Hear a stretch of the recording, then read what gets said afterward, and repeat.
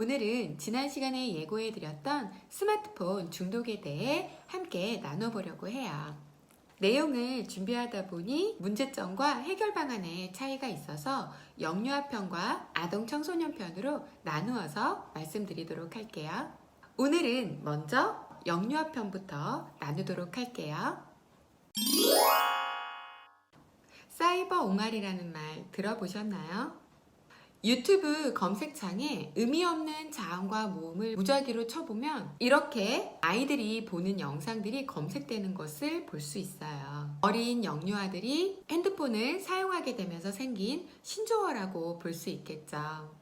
스마트폰이 우리와 함께한 지 만 10년이 되었어요. 그 사이 스마트폰 보급률도 95% 정도로 거의 모든 사람들이 사용하고 있고요. 3세 이상의 아이들과 60세 이상에서 과의존 위험이 높은 것으로 조사되고 있지만 현재 사용량과 스마트폰으로 인한 문제점을 연구한 데이터가 영유아는 상대적으로 적고 확인이 안 된 경우가 많기 때문에 위험성이 더 염려되는 상황이기는 해요. 현재 우리가 아이들에게 스마트폰을 보여주는 이유는 사람들이 많은 곳에서 조용히 앉혀두기 위해서, 또 밥을 잘 먹지 않는 아이들은 밥을 빠르게 먹이기 위해서, 아이가 심심할까봐, 또는 아이의 관심을 돌리기 위해서나 아이가 달라고 떼를 쓰는 경우처럼 여러 가지 이유로 주게 되죠. 주고 나면 정말 쉽게 문제가 해결되는 것처럼 느껴지고 그 순간 해결되는 놀라운 일이 짠! 일어나죠. 편해요. 간단하고요. 이렇게 좋은데 왜 사용하면 안 된다는 걸까요? 스마트폰에 장시간 노출되면 어떤 문제가 생기는 걸까요? 스마트폰으로 쉽게 공부도 할 수 있고 다양한 정보도 얻을 수 있는데 더 좋은 거 아닌가요? 스마트폰에 장시간 노출되면 첫 번째로 아이들의 뇌 발달에 영향을 주게 됩니다. 미국 보스턴 대학교 연구팀은 생후 30개월 이하의 영유아들이 스마트폰에 노출되면 행동 발달과 자기조절력, 수학과 과학적 사고력에 방해가 되고 뇌 발달에 영향을 준다고 경고하고 있어요. 36개월까지는 아이들의 뇌가 급격하게 발달하게 되는데 다 자란 상태가 아니기 때문에 외부의 자극에 취약해서 중독 가능성도 높아지고 뇌 발달에 영향을 준다는 거죠. 두 번째는 사회정서 발달에 영향을 줍니다.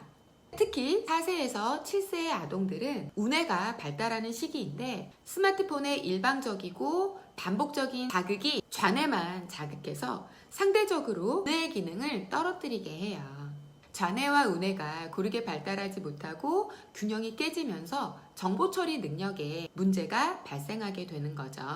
우뇌는 집중력과 사회성, 공간지각 능력, 문장 이해력 등의 사회정서적 기능을 담당하고 있는데 우뇌의 발달 저하는 아이들의 상호작용을 하는 사회생활에 많은 문제를 야기하게 됩니다.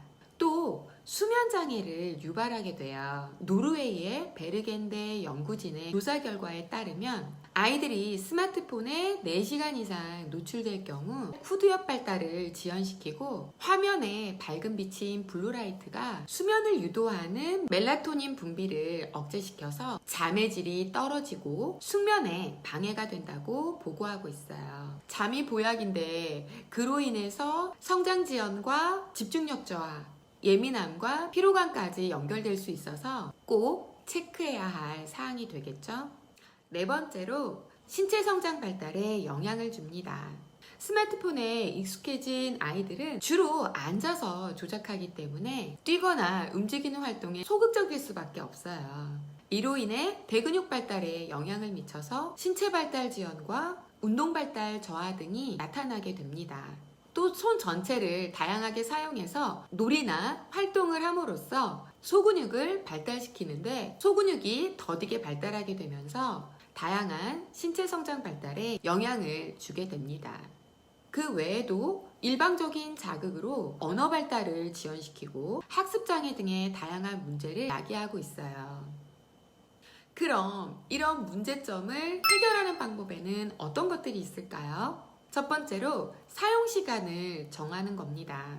세계보건기구인 WHO에서 이번에 영유아 스마트폰 사용 지침을 발표하였는데 만 2세에서 4세까지는 하루 1시간 미만으로, 또 1세 미만의 아이들은 스마트폰을 아예 노출하지 않도록 권장하고 있어요. 최대한 안 보여주었으면 하는 게 저의 바람이지만 부모님들에게 어려운 일일 거라고 생각해요. 노출 시간을 최소한으로 줄일 수 있도록 시간을 정하셔서 보여주셨으면 합니다. 두 번째는 식사 시간에 보여주지 않는 거예요. 식사를 할 때 스마트폰을 보면서 먹게 되면 무의식적으로 음식을 섭취하게 되어서 비만의 확률이 높아지게 됩니다. 올바른 식습관을 키우고 건강하게 성장하기 위해서 식사를 할 때는 스마트폰을 끄고 먹을 수 있도록 지도해 주세요. 세 번째는 놀이 활동을 하는 겁니다. 놀이를 통한 활동을 많이 하시는 거예요. 다양한 놀이 활동은 아이들의 오감을 자극하고 신체 활동을 통해 사고력과 창의력이 자라면서 다양한 성공 경험을 가지게 됩니다.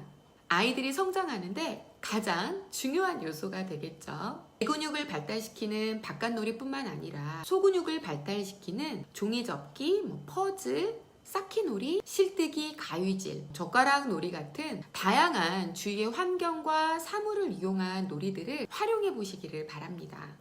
네 번째는 상호작용 놀이를 하는 거예요. 부모와의 눈맞춤과 상호작용 놀이는 사회성을 향상시키고 공감 능력을 키우는데 아주 중요한 활동이 됩니다. 상호작용 놀이를 통해서 사회성과 정서적 능력을 형성할 수 있도록 다양한 상호작용 놀이를 해주세요. 그리고 잠자리에서는 사용하지 않도록 해주세요. 숙면을 통한 성장을 위해서라도 잠자리에서는 사용하지 않도록 지도해 주셔야 해요. 아이가 편안한 감정으로 잠들 수 있도록 잠자리에서는 하루의 일과를 정리하는 대화를 나누거나 동화책을 읽어주시기를 추천드려요.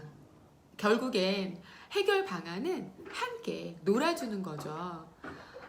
너무 힘들다는 것을 제가 잘 알고 있지만 이 시간이 그렇게 길지 않아요.